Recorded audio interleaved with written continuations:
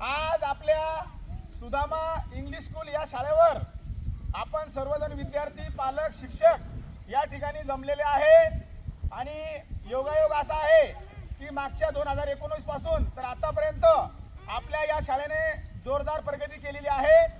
यामध्ये शिक्षकांचा खूप मोठा वाटा आहे आणि विशेष म्हणजे पालकांचंही आम्हाला सहकार्य आहे।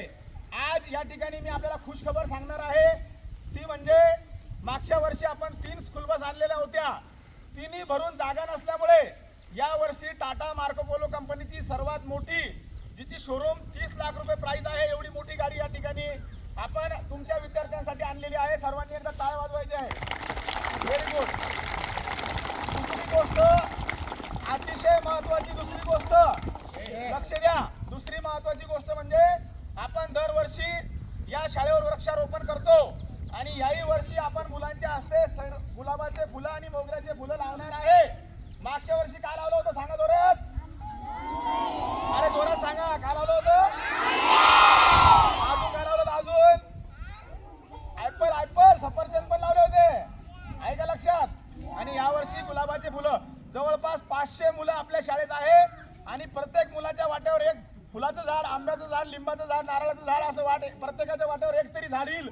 असे 500 झाडं आपल्या शाळेवर छोटे मोठे आहेत आणि आपण दरवर्षी हा उपक्रम करतो। माझी विनंती आहे या व्हिडिओ बघणाऱ्या सर्वांना, जे कोणी हा व्हिडिओ बघतील त्यांना, की आपण सुद्धा काळजीपूर्वक झाडे लावा। जर झाडे जगले तरच या मुलांचं भविष्य आहे, अन्यथा भविष्यात आपलं जगणं कठीण होणार आहे।